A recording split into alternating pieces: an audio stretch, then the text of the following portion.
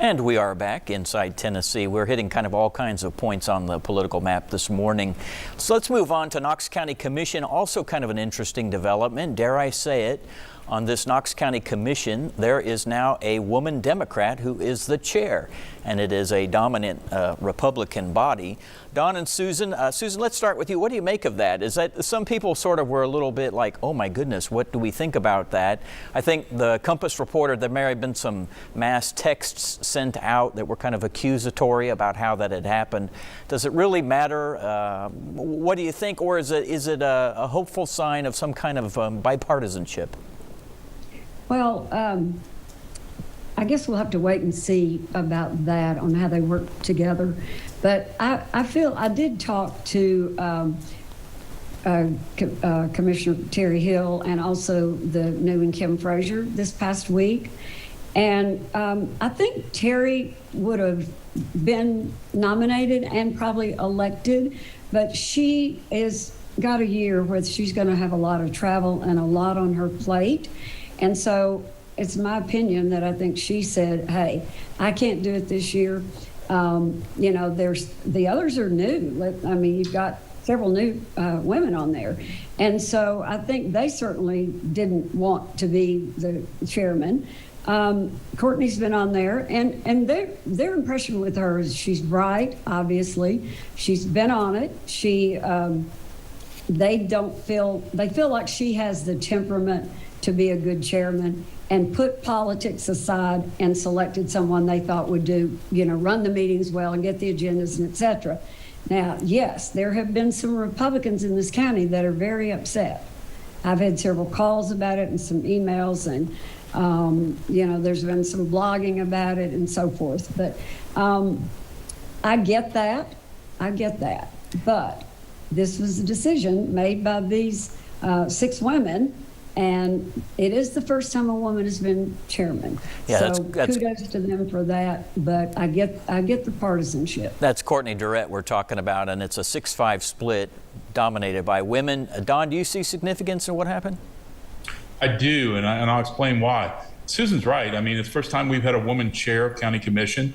That's important. I think that's representative of this city this county, creeping towards a little more progressive, and I don't mean that in the typical Democrat or liberal sense, but just sort of moving forward in time. But where I think it's really significant may not be with how Courtney gets along with county commission, but how she's going to get along with, uber right Republican County Mayor Glenn Jacobs. And there's always tension between the legislative body and the mayor's office.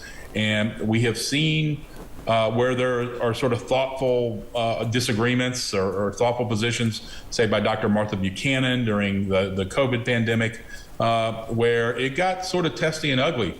I could see something coming along in that same vein where Courtney as chair might get sideways, and it'll be an interesting power play to see if county commission, ultimately she can get county commission lined up behind her, or she really rules from minority position that they can't get a lot done. She's a very effective leader. She's been there for a while. I'm thrilled. I mean, who would have thought just a few years ago that Knox County Commission would have a female Democrat as its county chair? We've been sliding a little bit towards moderation. Larson J, definitely an affirmed Republican, but considered a moderate, last county chair.